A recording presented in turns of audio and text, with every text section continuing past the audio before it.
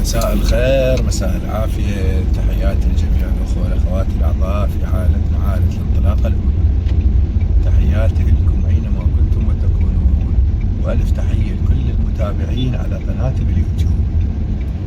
اليوم حبيت أنشر فيديو على حادث شفته ناشريه على مواقع التواصل الاجتماعي، يعني على الفيسبوك. هذا الحادث صار نتيجة عدم الانتباه من جانب الطرفين. وشون يصير الحادث؟ نتيجة عدم انتباه شخصين. أنا دائما وصار الحادث بنقط الملتقى. اللي متابع الفيديوهات اللي ناشرها أني سبق وأن قلت إخوان، من تنزلون بنقط الملتقى مع السيارتين دائما انتبهوا، لا تطلعون بوجهكم، دائما انتبهوا والتفتوا باوعوا. الحادث اللي صار انه السيارة اخذ يمين، مش موجود شارع عام وصفه شارع خدمي وصفه دخول للمنطقة.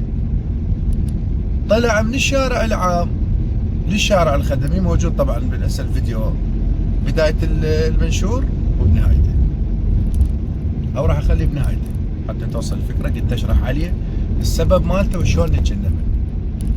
فاللي صار انه طلع بوجهه من الشارع العام على الخدمي بدون ما ياخذ الالتفاته اللي كانت جنبته هذا الحادث اللي صار.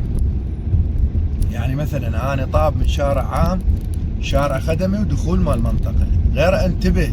انا مو بس انتبه على المرايا اللي الجانبيات، المرايا الجانبية تطلع الورايا بس ما تطلع جوانبي منه ومنه، ما تطلعها، طلع الورايا فقط. انا هسه دا اشوف هاي يصيحوا له احنا بلهجتنا العراقيه التجوه مالت الكشن، هاي اللي هي هاي اشوفها بهاي المرايا الجانبيه، اشوف الورايا هاي. دا اضرب لكم مثال، بس ما تشوفني الباب اللي بصفي، الباب اللي بصفي ما تشوفني اياها، لازم الا التفت واشوف تفاصيلها. فهاي الحادث سببه انه نتيجه عدم اخذ الالتفاتة الضرورية ما قبل الدخول وتخفيف السرعة. أنا دائما بهيج موقف مثلا من أمشي بشارع خدمي أشوف سيارة تقربت أشر له بلاية السيارة حتى ينتبه، وإذا أشوفه ما منتبه أنا أخفف. ليش؟ أتجنب الحادث اللي صار هسه بالمقطع الفيديو. دائما إخوان أقول لكم الحذر يقيك الضرر، انتبهوا وخلوها ببالكم. اللي يعبر شارع او يغير من مسار المسار او يدخل من شارع خدمي الى شارع عام العفو الى شارع خدمي الى دخول منطقة بدون ما يلتفت ويباوع من الجوانب اللي هي هاي الجامات الامامية، هاي المصفي، هاي الجامة وهاي الجامة، طلع لي هاي التفاصيل كلها.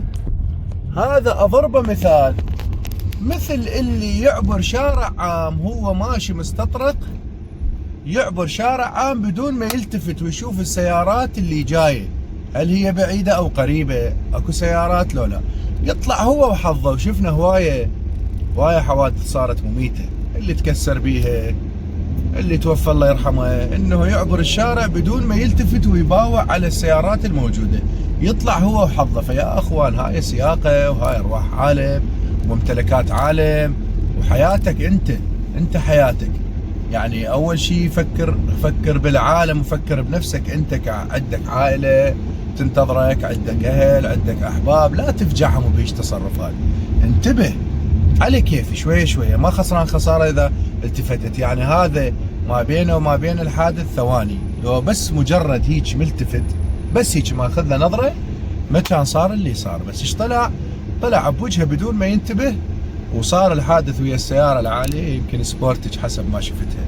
فيا اخوان انتبهوا ولا تستعجلون وعلى كيفكم. وهذا شارع كل شيء بيه، التفت اباوع، ارد استدار مراية جانبية، ارد ادخل على منطقة شارع عام وشارع موجود يعني دخول مال منطقة، التفت هاي الالتفاتة واباوع، ما خسران خسارة.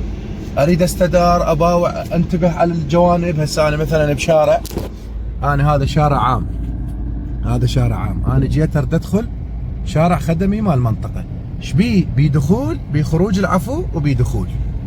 انا شو اسوي؟ مو بس اطلع هيك بوجهي. انا هسه حاليا شفت اللي قدامي، اوكي ماكو مشكله بيها. زين هذا اللي خلفي، اللي سيارات اللي جايه غير انتبه عليها، شلون راح انتبه؟ من التفتت التفاته شفت ماكو شيء، فبرت كملت الطريق على كيفي شويه شويه وطلعت. هاي الالتفاته السريعه تجنبني من حادث الله يستر من عنده. فيا اخوان، يا اخواتي، يا اعزائي، سلامتكم اهم شيء. الحديد يتعوض، الجام يتعوض، بس الصحة والعافية والروح اذا راحت ما تتعوض. فعلى كيفكم وانتبهوا. انا شرحت مرارا وتكرارا بخصوص هالمواضيع، قلت يصير حادث بيها، واكو من اعترض للاخوة من المعلقين، اتوقعهم ذولا يعني اللي خلينا نقول يغارون، يعني عنده فد غيره بداخله وفد حقد يعني على شيء انا ما مسوي. ناشره مجاني كتعليم للعالم، يعني التعليم الصحيح يقول انه هاي الطريقه غلط ما غلط، انا ما لي علاقه بيهم، احكي تجربتي وهذا قدامكم الحادث. فيا اخوان الانتباه سيد الموقف. طالما انت منتبه راح تتحكم بالسياره، مو هي تتحكم بيك. حتى لو الشخص اللي جاي ما منتبه، انت انتبه احسن من عنده. تقبلوا تحياتي، محمد الحياه والطاهر، مع السلامه.